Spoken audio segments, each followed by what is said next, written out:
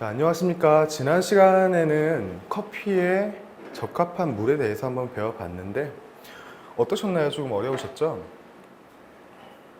그래서 이번에도 조금 어려운 챕터를 준비했습니다. 바로 커피와 우유인데요. 카페라떼, 카푸치노, 카라멜 마키아토, 우리가 흔히 먹는 카페 메뉴죠.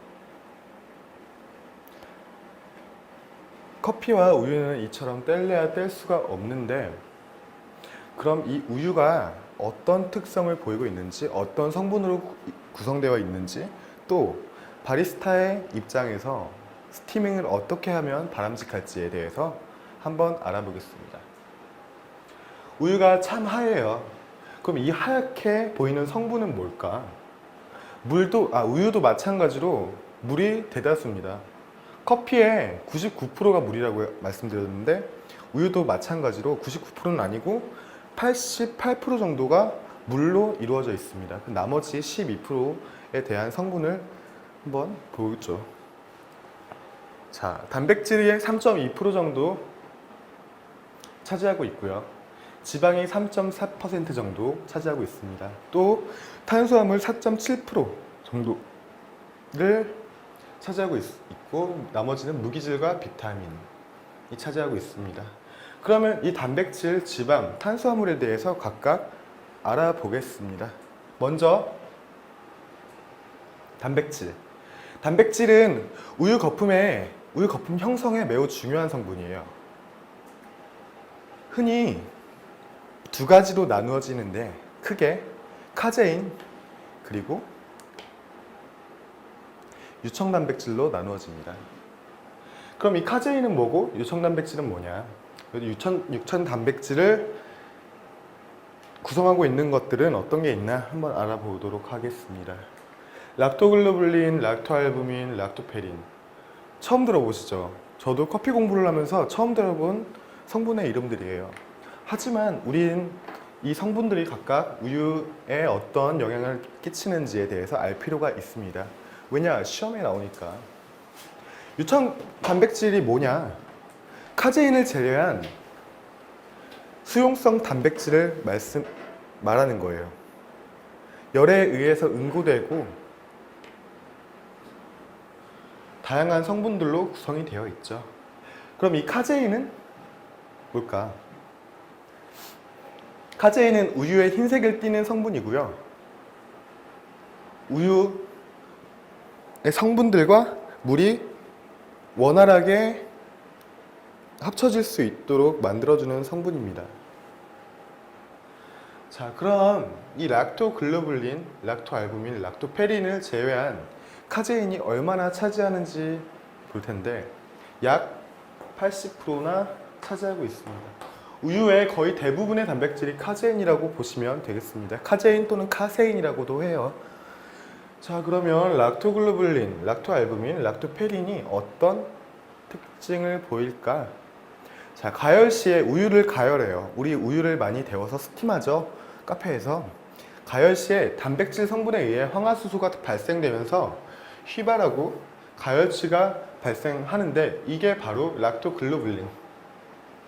가열치를 내고 표면에 얇은 막을 씌워주는 게 바로 이 락토글로불린이라는 성분입니다. 또 하나, 락토알부민이 이상취, 비린내나 이상한 냄새를 나타내는 게 바로 락토알부민이라는 성분입니다.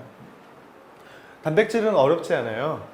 어떻게 나눠지고 또 이 육청 단백질이 어떤 성분들로 이루어져 있는지만 잘 캐치를 하시고 락토글로불린, 락토알부민이 어떤 성분인지 락토페린은 대표적인 우유의 항균 성분입니다.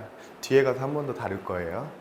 다음에 탄수화물을 다룰 건데 탄수화물은 우유의 맛에 큰 영향을 미치는 성분입니다. 대부분이 유당이에요.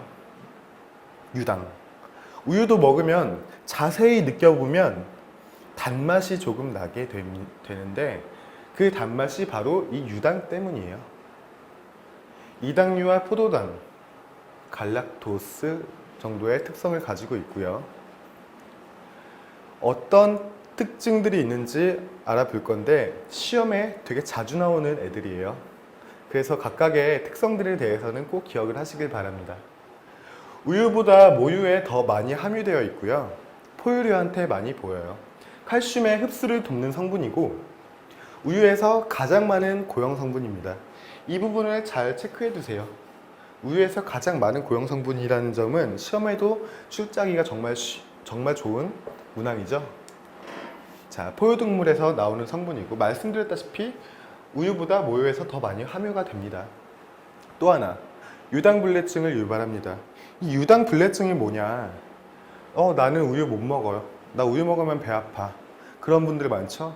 우유 먹으면 설사하고 배 아프고 기분 안 좋고 하루 종일 컨디션이 안 좋은 분들이 있어요. 그러면 이 유당불내증이 뭔지 어떤 작용을 하는지는 좀 이따가. 그리고 설탕보다 6배나 덜 달아요.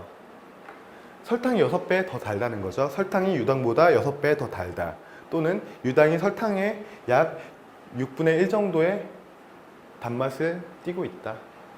이 유당불내증을 한번 알아볼게요.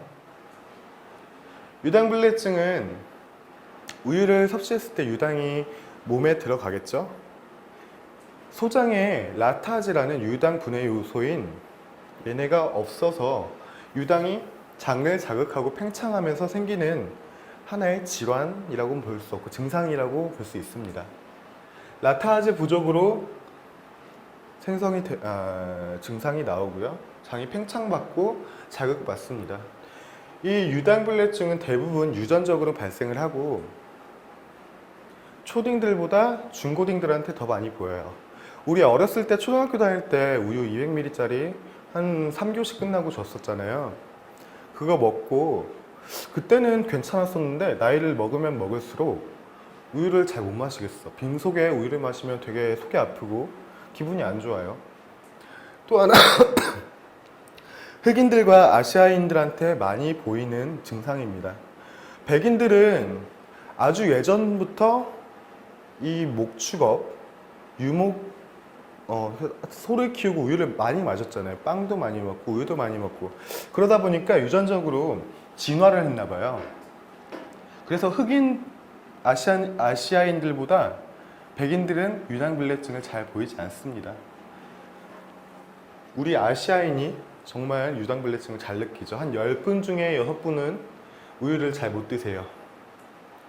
자, 그럼 지방에 대해서 한번 알아볼 건데 지방은 정말 쉽습니다. 우유의 지방은 우유의 질감에 관여를 많이 하는 성분입니다. 크게 이렇게 지방 구라는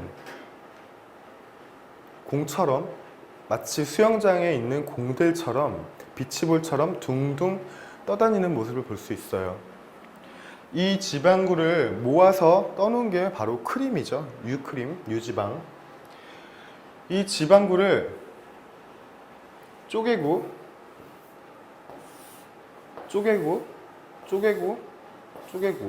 하는 걸 바로 균질화라고 하는데 균질화를 하는 이유가 뭘까요? 소화를 조금 더 좋게 쉽게 되게 하기 위해서. 또 우유 잘 못 드시는 분들이 균질 우유는 잘 드세요. 생각보다 우유가 잘 맞을 수도 있어요. 균질화를 통해서. 이 균질화를 안 한 우유는 뭐라고 할까요?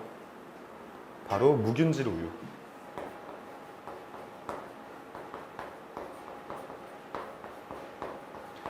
제가 써드린 이유가 있어요. 시험에 잘 나오거든요.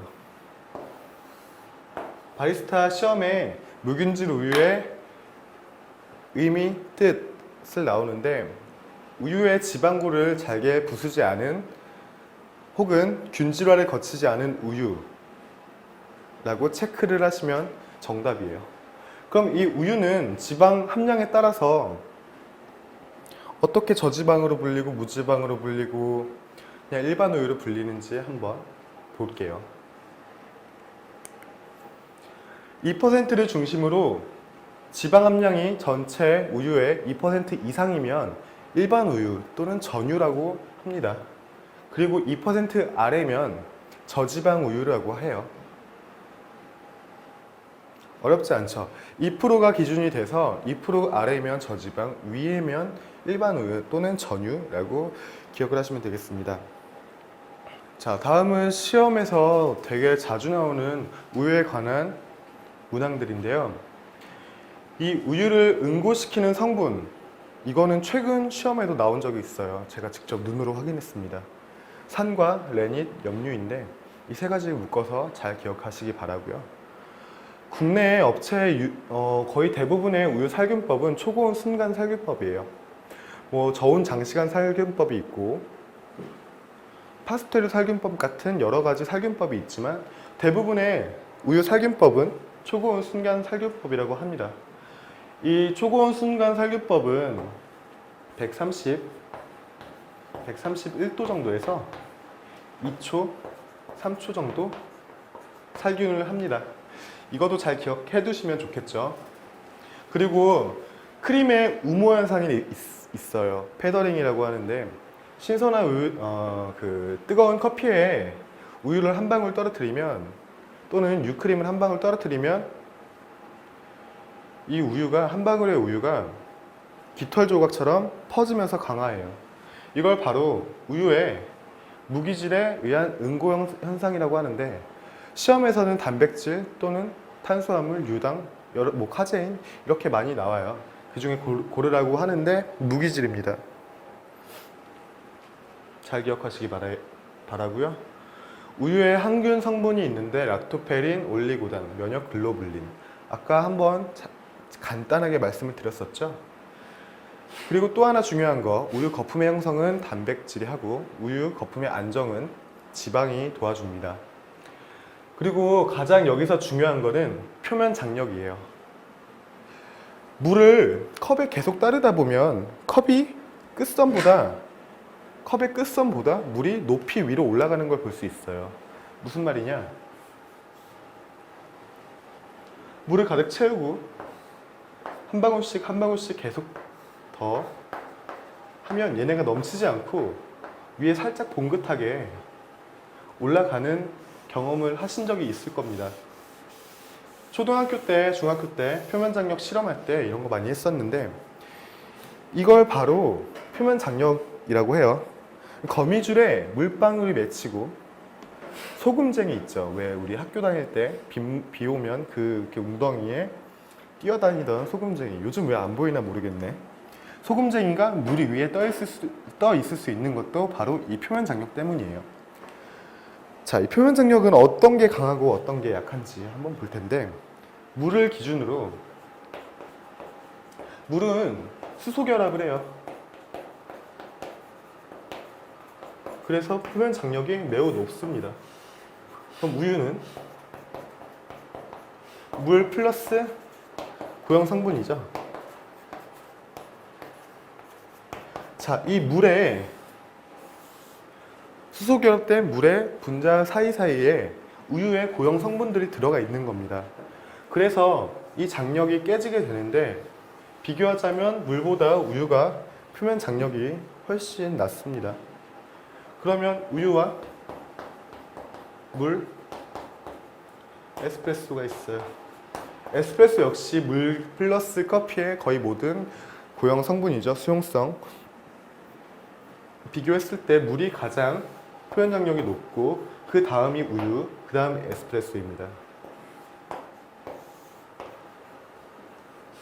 다시 말해 표면 장력이라는 거는 물에 가까우면 가까울수록 더 높습니다.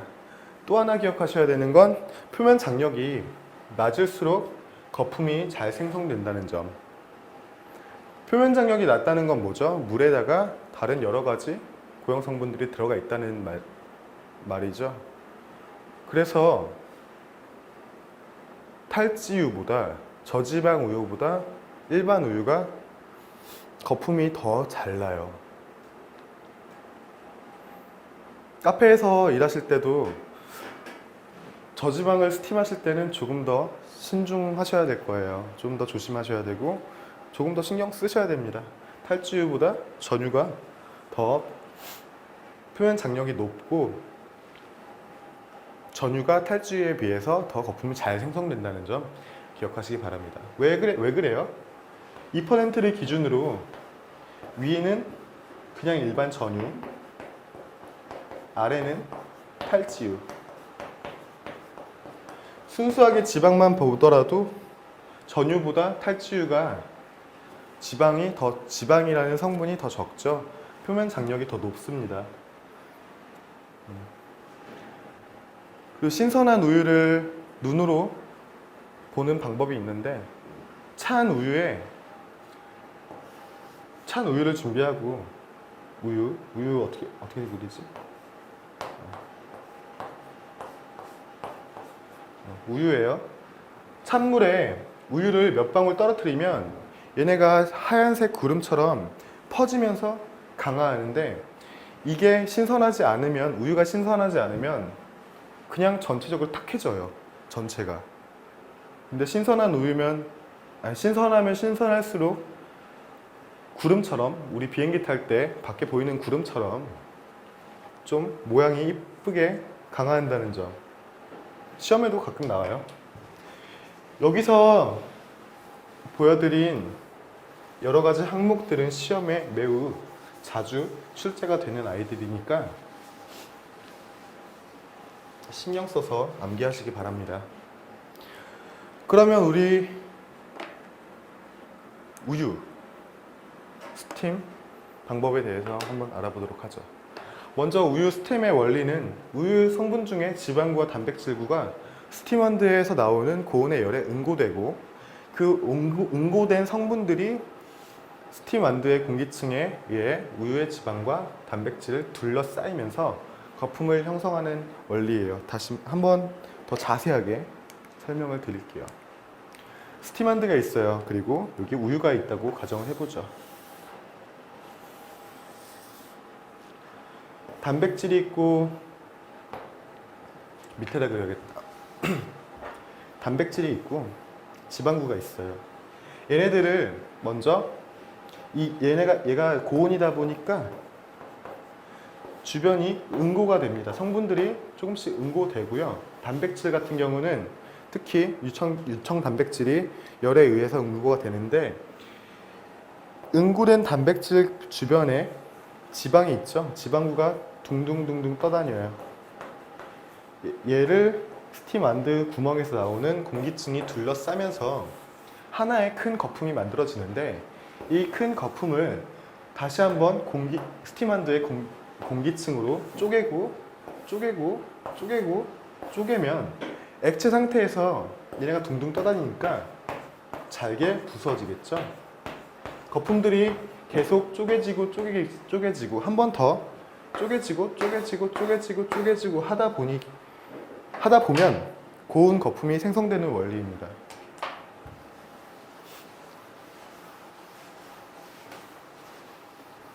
자, 정리해 볼까요?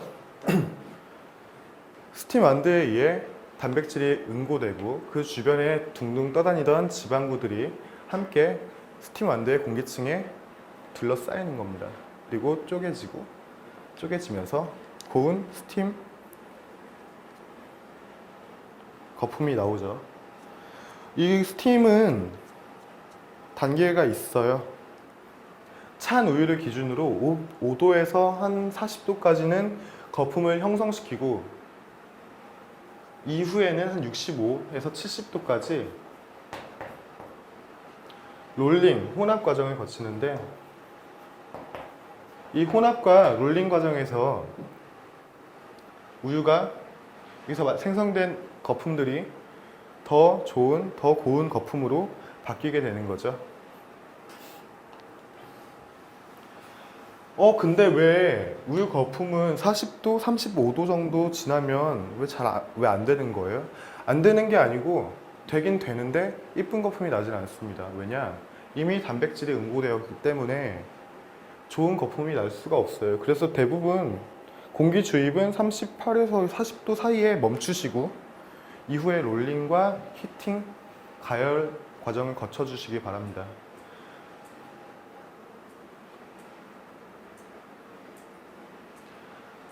스팀이 잘 되면 이런 거품이 나지 않겠죠. 이런 거품을 개거품이라고 하는데 욕하는 거 아니에요. 개가 아니고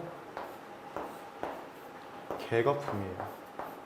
미국이나 이탈리아 같은 데서는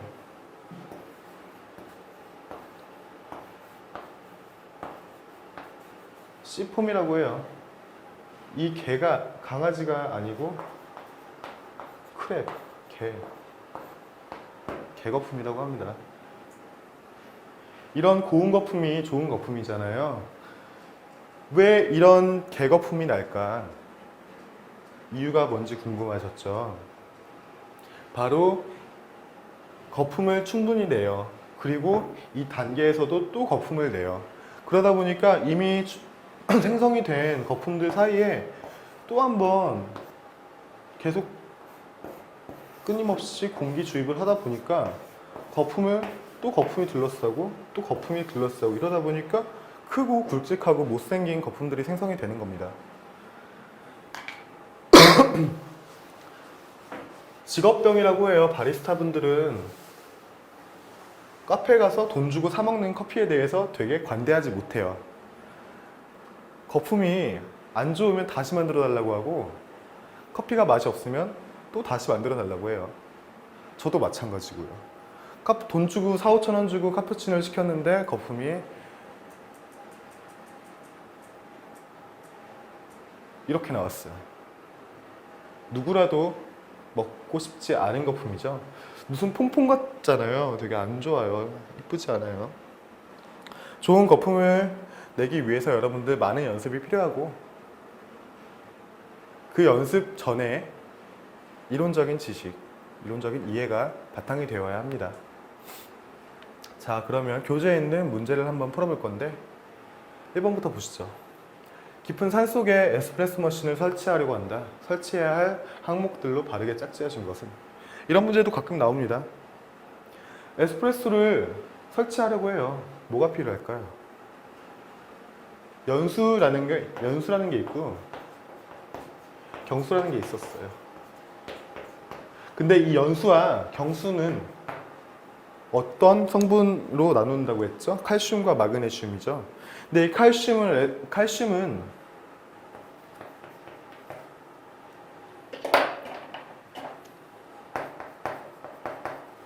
에스프레소 머신을 부식시키는 주된 원인입니다. 부식시키고 스케일을 만들어내요.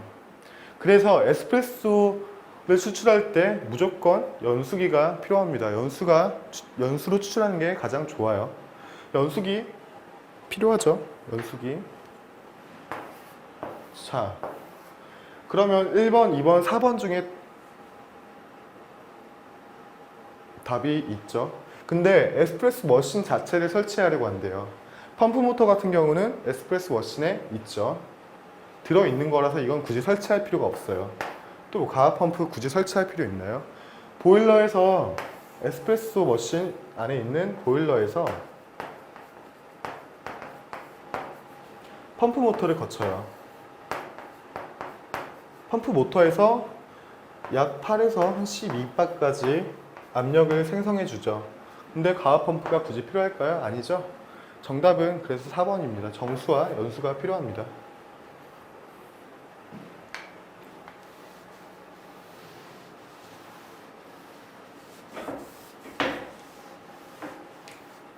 물에 대한 설명이다. 틀린 거. 칼슘은 에스프레소 머신 내부에 손상을 줄 수 있다. 아까 말씀드린 거죠. 스케일을 유발하고 부식시킬 수 있어요. 에스프레소 추출에는 미네랄 성분이 비교적 다량 함유된 연수가 적합하다. 뭐가 틀렸나요? 연수인데 미네랄 함량이 다량 함유된, 미네랄 성분이 다량이 아니고 소량이죠. 한 75ppm을 기준으로 이 아래는 연수, 150ppm은 부터는 경수라고 하죠. 근데 미네랄 성분이 비교적 다량 함유된 연수가 틀렸다는 겁니다. 연수기는 소금으로 세척해야 된다는 것도 시험에 나오니까 체크를 하시기 바랍니다. 물의 미네랄 함량에 따라 커피 맛에 영향을 준다. 우리 지난 시간에 배운 거죠?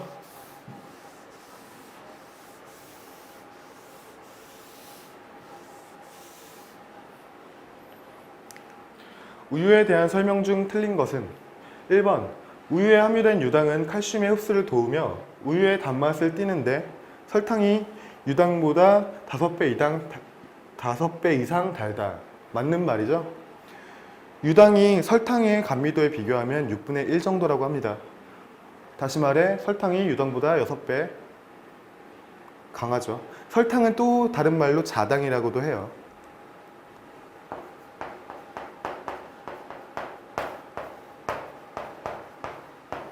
스크로스. 뜨거운 커피에 크림을 첨가하면 표면에 작은 털 조각이 떠다니는 듯한 형태를 띠는데 이것을 크림의 우무 현상이라고 하며 우유의 무기질로 인해 발생되는 현상이다. 맞는 거죠? 지방을 모두 제거한 무지방 우유가 지방이 2% 정도 함유된 저지방 우유보다 우유 거품이 잘 생성된다. 틀린 거죠. 아까 말씀드린 표면 장력 이야기예요. 표면 장력이 낮으면 낮을수록 거품이 잘 나는데 무지방 우유가 저지방 우유보다 더 물에 가깝죠. 그렇다 보니까 표면 장력은 무지방 우유가 더 높습니다. 정답은 그래서 3번이에요. 일반적으로 스티밍을 할 때 거품은 약 38도까지 낼 수 있으며 이후에는 혼합이라는 롤링 과정을 거친다. 맞는 거죠? 자, 우리 우유에 대해서 한번 이야기를 나누어 봤는데 어려운 부분이나 궁금한 점은 그리고 스팀 동영상 혹시 필요하신 분들은 저한테 연락 주세요. 카카오톡으로 동영상 바로 쏴드릴게요. 수고 많으셨고 다음 강의에서 뵙겠습니다.